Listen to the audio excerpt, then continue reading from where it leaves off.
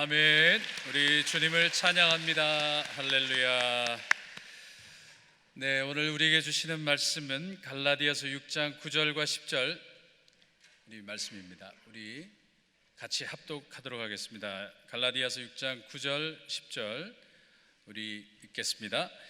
우리가 선을 행하되 낙심하지 말지니 포기하지 아니하면 때가 이름에 거두리라. 그러므로 우리는 기회 있는 대로 모든 이에게 착한 일을 하되 더욱 믿음의 가정들에게 할지니라. 아멘. 네, 이제 심우진 목사님 나오셔서 고난과 실패도 쓰임 받습니다 말씀 들으실 때 큰 은혜 임하시기 바랍니다.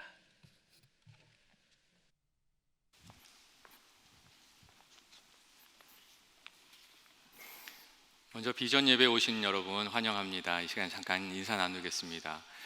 사랑합니다. 축복합니다. 오늘 말씀 가운데 또 우리 자신을 돌아보는 시간이 되기를 바랍니다. 할렐루야.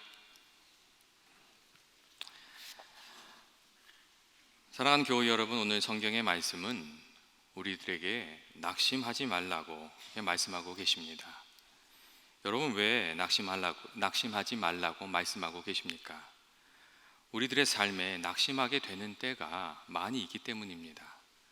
사람들은 누구나 모든 일들이 잘 풀어지기를 원합니다. 그러나 사실 우리의 소원에 반해서 일어나는 일들이 많이 있고 또 우리를 상처 입히는 일들이 많이 있습니다.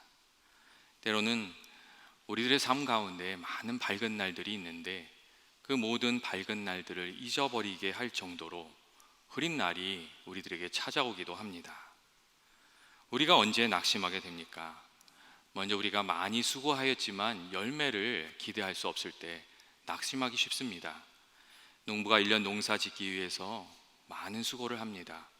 그리고 가을이 되면 열매를 기대하는데 거둘 열매가 없다고 생각하게 되면 그 마음에 낙심이 되는 것입니다. 예전에 도시 생활을 하시다가 농촌에 귀농하신 분의 이야기를 제가 읽은 적이 있습니다.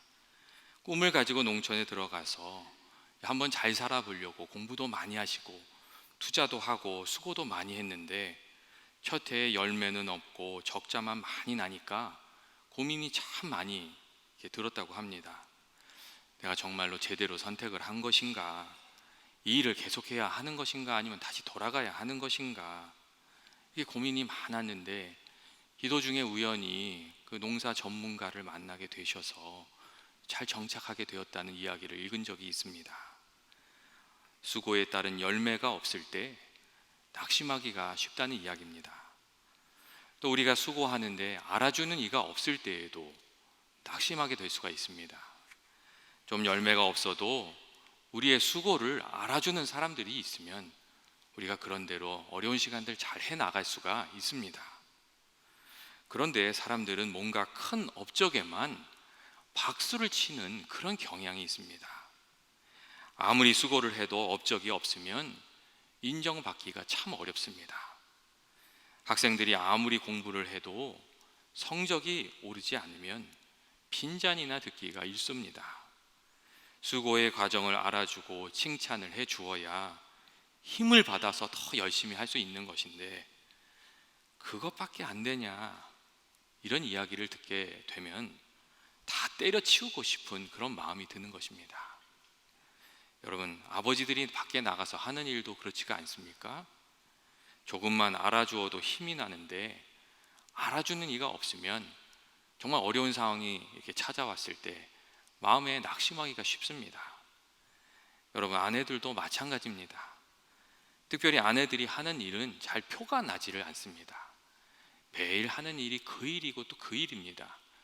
그래서 이렇게 지금 변화되는 게 보이지도 않고 잘 이렇게 알아주지를 않습니다.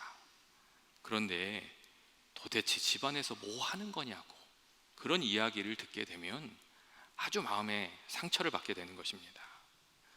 우리가 살아갈 때 그래서 서로를 좀 알아주고 또 격려하는 것이 필요하고 또 어려울 때는 주님이 나를 알아주신다 하는 것을 생각하는 것이 아주 중요합니다. 여러분, 우리가 신앙생활 하는 것도 그렇습니다. 신앙생활 하다가 낙심하게 되는 때가 종종 있습니다. 선을 행했는데 악을 당하고 수고했는데 열매가 없어서 낙심하게 되는 그런 때들이 있습니다. 이러한 점을 예수님께서도 잘 알고 계셨기 때문에 누가복음 18장 말씀을 보시면 예수님께서 항상 기도하며 낙심하지 말아야 한다는 말씀을 하셨습니다. 축복받을 만한 일을 했다고 생각했는데 축복은 오지 않고 어려운 일이 찾아오고, 기도를 많이 했다고 생각했는데 기도 응답은 안 되고 일이 더 어려워지는 것 같이 느껴질 때 예수님께서는 하나님을 믿는 믿음으로 더 열심히 기도하면서 나아가라고, 그러면 하나님께서 분명히 응답해 주실 것이라고 그런 말씀을 해주셨습니다. 그리고 오늘 우리가 함께 나눈 말씀을 보면 선을 행하되 낙심하지 말지니 때가 이름에 거두리라, 그런 말씀을 우리에게 주고 계십니다. 사랑하는 교우 여러분, 때가 이름에 거두리라, 이것이 무슨 말씀입니까? 일이 잘 안 되더라도 믿음을 잃어버리지 말고 하나님을 붙들고 나아가는 그런 말씀입니다. 선하신 하나님을 믿고 하나님께서 좋은 날을 허락해 주실 것을 믿고 그 믿음으로 나아가라는 그런 말씀입니다. 어두운 비구름이 하늘을 덮고 있더라도 그 구름 너머 저편에 태양이 있는 것을 믿고 비구름이 지나가기를 기다리는 것처럼 살아계시는 하나님을 믿고 인내하면서 믿음의 길을 가라, 그런 말씀을 우리에게 해주고 계시는 겁니다. 또한 때가 이름에 거두리라 하시는 말씀은 하나님께서 우리 인생의 때를 계획하시고 그 때를 구별하고 계시다는 것을 우리에게 알려줍니다.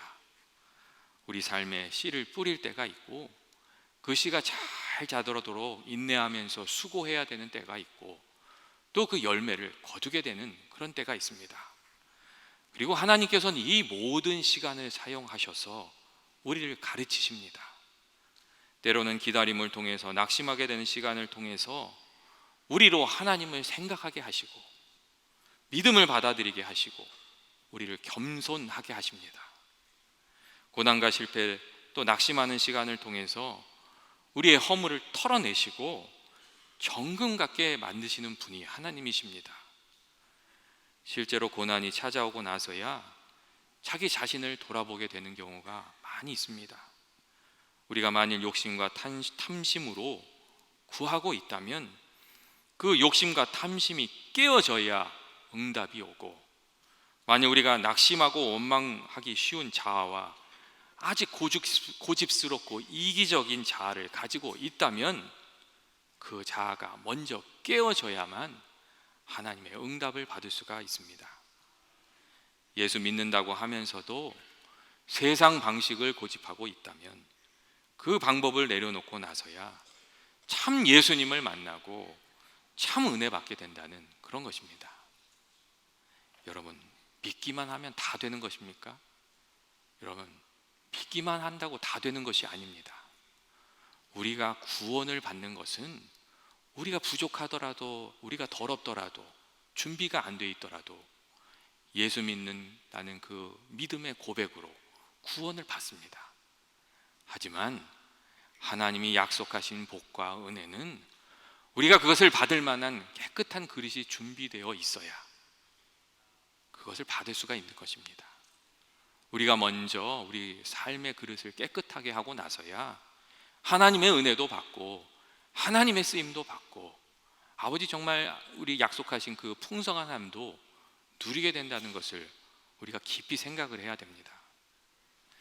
하나님께서는 고난을 통해서 우리의 부족함을 털어내시고 부모가 자녀를 가르치는 것 같이 참된 신앙의 자세와 행실을 가르치십니다.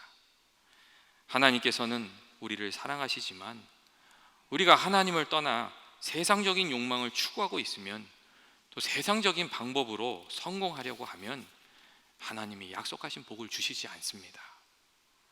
여러분, 세상적으로 하면 세상적으로 성공할 수는 있습니다. 그런데 그렇게 성공하는 것은 하나님이 말씀하시는 참 기쁨과 평강을 우리들의 삶에 주지는 못합니다. 그것들이 우리 인생에 참 복이 되지 못한다는 것입니다. 돈이 많고 지위가 높고 힘이 있어도 그 마음에 평강이 없고 행복하지 않은, 또 깨어진 인생을 사는 사람들이 많이 있습니다. 하나님께서 주시는 그 은혜가 그 삶의 자리에 있지 않기 때문입니다. 우리의 인생을 참으로 복되게 하는 하나님의 말씀과 법이 그 삶을 붙들고 인도하고 있지 못하기 때문입니다. 하나님께서 우리에게 고난을 보내시고 인생의 실패라는 씨낙 쓰디쓴 시간을 보내셔서 우리의 삶을 바꾸고 우리의 태도를 바꾸려고 하시는 이유가 바로 거기에 있습니다. 우리의 삶이 변화되어서 정말 참 하나님이 말씀하신 복을 누리면서 살아가게 하기 위해서 하나님 그렇게 하시는 겁니다. 또한 하나님께서 때를 구분하시는 이유는 우리로 하나님께서 이루시는 큰 역사를 보게 하려고 하시는 겁니다. 내 생각대로 내 계획대로 일이 풀어지지 않게 하시고 일이 더 어렵게 되는 경우들이 종종 있습니다. 그런데 하나님께서 그 모든 상황 속에서 역사하셔서 하나님이 정말로 참 살아계신 능력의 주심을 우리가 확실히 알게 하시는 그런 순간들이 있습니다. 사도 바울이 빌립보에서 복음을 전할 때에 바로 그 자리가 그랬습니다. 이 사도 바울이 빌립보에 가서 예수님도 전하고 또 어려운 사람들도 돕고 병자들도 고치고 그 가운데 귀신 들려서 예언하는 어린아이도 고쳤습니다. 그런데 그 선한 일 때문에 그 어린아이로 돈 벌어 먹고 살던 이들이 이 사도 바울을 고발해서 사도 바울이 감옥에 들어가야만 했습니다. 매도 많이 맞았고 억울한 일도 당해야 했고 선을 행했는데 악을 당하게 되었습니다. 그런데 그 감옥에서 사도 바울은 원망하고 탄식한 것이 아니라 감사하고 찬송하며 하나님께 예배를 했습니다. 그리고 그 가운데 옥문이 흔들리면서 감옥이 열리고 사도 바울을 묶었던 이 착고가 다 풀어지는 놀라운 일이 일어났습니다. 그리고 더 중요한 점은 이 고난의 사건을 통해서 사도 바울이 겪었던 일을 통해서 복음이 전해지는 아주 놀라운 일이 일어났다는 것입니다. 감옥을 지키던 간수들이 당황하며 뛰어왔을 때 사도 바울은 그들을 진정시키며 우리가 잘 알고 있는 그 성경의 말씀을 전해주었습니다. 주 예수를 믿으라, 그리하면 너와 내 집이 구원을 받으리라 하는 그 말씀을 전해주었습니다. 교우 여러분, 만약에 사도 바울이 그 감옥에 이렇게 붙들려 들어갈 때 그 간수한테 주 예수를 믿으라, 그리하면 너와 내 집이 구원을 받으리라 이 얘기를 했다면 간수가 그 얘기를 어떻게 받았겠습니까? 듣기나 했겠습니까? 야, 네 상황에서 너나 구원받아라, 아마 그렇게 얘기했을 겁니다. 그런데 이 놀라운 사건 이후에 사도 바울이 얘기하니까 그 말씀이 능력이 돼서 이 간수의 마음을 움직였던 겁니다. 그리고 그 온 가족이 주님을 이렇게 영접하는 그런 귀한 역사가 일어나게 되었습니다. 하나님께서 그 고난을 통해서, 그 어려운 시간을 통해서 살아계신 하나님을 사도 바울이 보게끔 그렇게 역사하고 계셨던 것이었습니다. 사람들은 우리 자신의 생각대로 일이 착착 진행돼야만 하나님의 은혜를 받는 줄 압니다. 그런데 정말 은혜 받는 순간은 우리가 우리들의 삶의 자리에서 하나님을 만나고 하나님의 경륜을 경험하고 그 지혜의 크심을 경험하는 때입니다. 나의 계획보다 더 좋은 계획으로 이끄시는 하나님, 나의 부족함을 통하여 더 큰 선을 이루시는 하나님을 만나는 때, 그 주님을 알게 되는 때, 그때가 정말 은혜를 받는 때입니다. 그리고 이런 은혜를 받으면 우리 자신이 더 겸손해져서 하나님을 섬기게 되고 또 하나님께 찬송을 돌리게 되는 것입니다. 여러분은 무엇을 간증하십니까? 내 노력, 내 수고, 내 성공이 간증의 내용이라면 그것은 뭔가 잘못된 것이 분명합니다.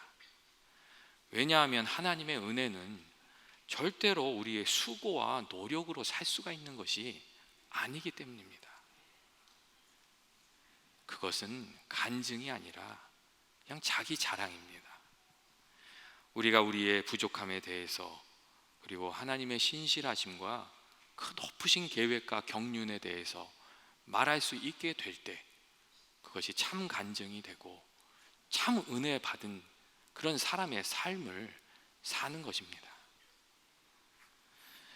또한 오늘 성경의 말씀은 어려움이 당했을 때에, 찾아올 때에 낙심하지 말라고 하시면서 또 포기하지 말라는 그런 말씀을 해주고 계십니다. 포기하지 아니하면 때가 이름에 거두리라, 그렇게 말씀하고 계십니다. 포기하지 않는 것이 무엇입니까? 포기하지 않는 것은 인내하면서 버텨내는 것입니다. 그리고 이 포기하지 말라는 말에는 이 버텨내는 정적인 개념과 함께 동적인 개념도 포함하고 있습니다. 그냥 자리를 버티고 있는 것이 아니라 앞으로 나아가는 그런 의미도 포함하고 있습니다. 하나님의 선하신 뜻을 계속해서 전진하면서 그 뜻을 가지고 붙들고 나아가는 그런 의미가 있습니다. 선으로 악을 이기려고 하고, 선으로 하나님의 뜻을 이루려고 하고, 선으로 승리하려고 하는 그런 의미를 가지고 있습니다. 언제나 문제가 되는 것은 포기할 것은 포기하지 않고 포기하지 말아야 할 것은 포기하는 겁니다. 오늘 포기하지 말라는 말씀을 단순히 현재 내가 가지고 있는 나의 입장이나 욕망이나 방법이나 가치를 고집하라는 것으로 이해하고 이 말씀을 받으면 오히려 문제가 더 커질 수도 있습니다. 고난을 통해서 우리를 바꾸시고 우리를 새로운 길로 인도하시는 하나님의 뜻을 분별하지 못하게 되고, 그 결과 이 변화와 성장의 기회를 잃어버릴 수도 있게 되기 때문입니다. 그래서 사실 우리에게 분별의 지혜가 필요하고, 그것을 위해서 기도해야 되고, 또 말씀 앞에서 우리들의 가는 길을 계속 비추어 보면서 우리의 삶을 계속해서 수정해 가는 그런 과정들이 우리들에게 정말 필요합니다. 오늘 본문에 포기하지 말라는 그것은 하나님의 뜻이고 하나님의 방법이고 하나님의 가치입니다. 우리가 이것을 아주 분명하게 붙들고 있어야 합니다. 그리고 사실 우리가 그 외에는 우리 살면서 고집할 것이 그렇게 많이 있지 않습니다. 사랑하는 교우 여러분, 포기하지 말라는 하나님의 말씀은 하나님의 말씀 붙들고 나아가는 것을 멈추지 말라는 말씀입니다. 하나님의 뜻을 이루기 위해서 나 자신의 부족함을 계속해서 내려놓고 예수님 닮아가는 삶을 멈추지 말라는 말씀입니다. 기도도 멈추지 말고, 사랑도 멈추지 말고, 섬김도 멈추지 말고, 말씀에 대한 헌신도 멈추지 말고, 회개도 멈추지 말고 살아가라고 그렇게 말씀하고 계신 겁니다. 우리가 인생에 어려움이 찾아오고 그 마음이 어려워질 때 더욱 힘을 내서 하나님을 찾고 하나님을 믿는 믿음으로 나아가면 하나님께서 반드시 붙들어 주실 것이다, 이렇게 말씀해 주고 계신 겁니다. 예전에 어떤 목사님 한 분이 가락동 시장을 방문하셨는데, 그곳에서 일하시던 집사님 한 분이 거기 대표가 되셨어요. 근데 그분이 목사님에게 이런 이야기를 하시더래요. 목사님, 제가 여기서 오랫동안 일을 하면서 한 가지 깨달은 것이 있습니다, 그러더래요. 그게 무슨 얘기냐고 물었더니 이런 얘기를 하시더래요.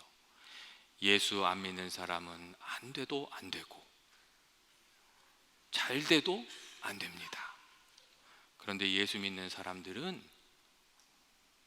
안 돼도 잘 되고 잘 돼도 잘 됩니다, 그렇게 얘기를 하시더래요.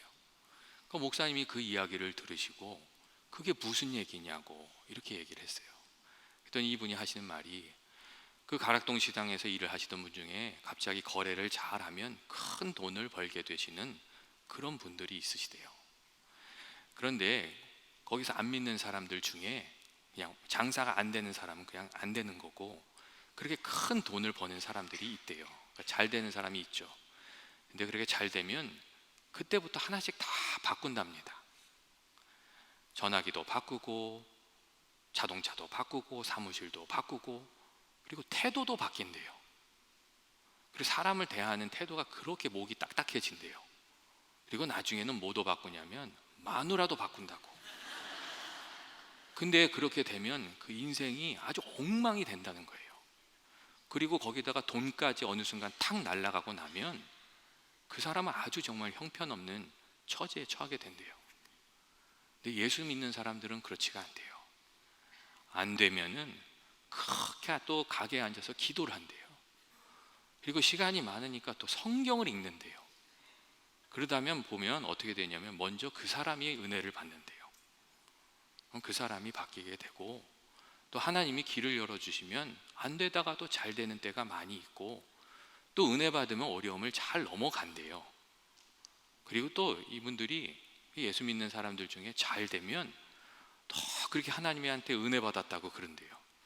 그리고 사람들한테 잘해야 된다고 하고 더 열심히 기도하고 막 선교도 가고 그런데요. 그러면 그 가정이 더 잘 된다는 거예요. 그래서 그분이 목사님한테 그렇게 얘기하시더래요. 예수 안 믿는 사람은 안 되면 그냥 안 되는 거고, 잘 돼도 위태롭고, 예수 믿는 사람은 안 될 때도 잘 되고, 또 믿음만 잘 지키면 잘 될 때는 더 잘 된다고 그런 이야기를 해주더랍니다. 사랑하는 교우 여러분, 정말 예수님 믿는 그 안에, 그 삶에 주님이 약속하신 참 복이 있고 참 생명이 있고 참 잘 되는 길이 있습니다. 예수 잘 믿으면 내 영혼이 먼저 잘 되고 범사에 잘 되는 길이 열립니다. 하나님께서 성공도 쓰시고 실패도 쓰시고 눈물도 쓰시고 기쁨도 사용하셔서 우리들을 좋은 길로 인도하시기 때문입니다. 우리가 믿음의 길 신실하게 걸어가면 하나님께서 하나님의 때에 다 거두게 하시는 겁니다. 눈물을 흘리면서 씨를 뿌리는 자들은 기쁨으로 거두게 하시는 겁니다. 마지막으로 오늘 성경은 우리 인생에 어려운 일이 찾아오고 환난이 찾아오고 낙심하게 될 때 모든 이들에게 착한 일을 하되 특별히 믿음의 가족들에게 더 많이 하라고 그렇게 권면하고 있습니다. 모든 이들에게 착한 일을 하라는 말씀은 어려운 상황이 처할수록 우리가 좋은 씨앗을 더 많이 뿌려야 한다는 말씀이고, 특별히 믿음의 가정들에게 더욱 선한 일을 하라는 말씀은 어려운 때일수록 믿음의 성도들이 모여서 이 선한 영향력을 주고받으며 더욱 힘을 내서 신앙생활해야 한다는 그런 말씀입니다.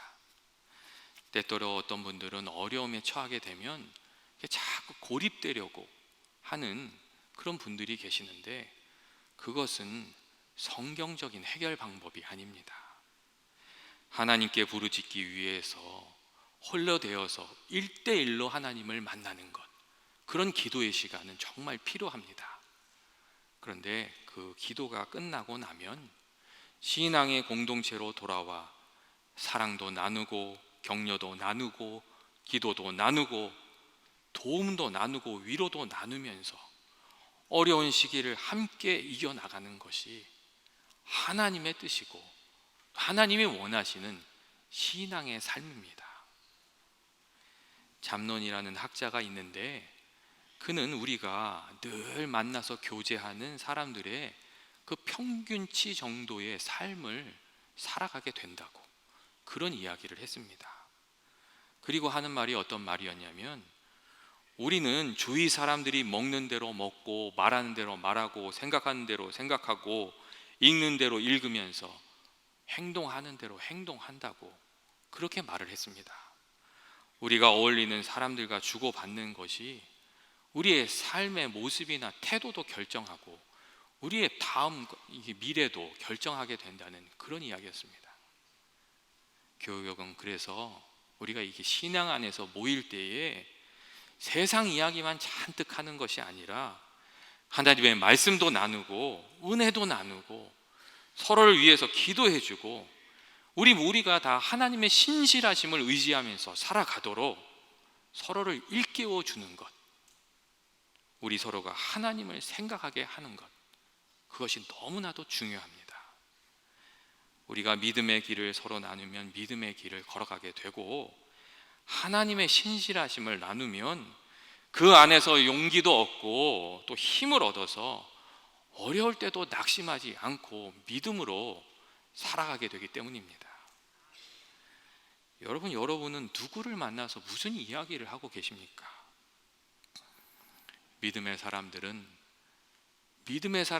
믿음의 이야기를 나눠야 하고, 또 함께 기도해야 되고, 또 서로 격려하고 좀 하나님의 뜻을 같이 생각해야 됩니다.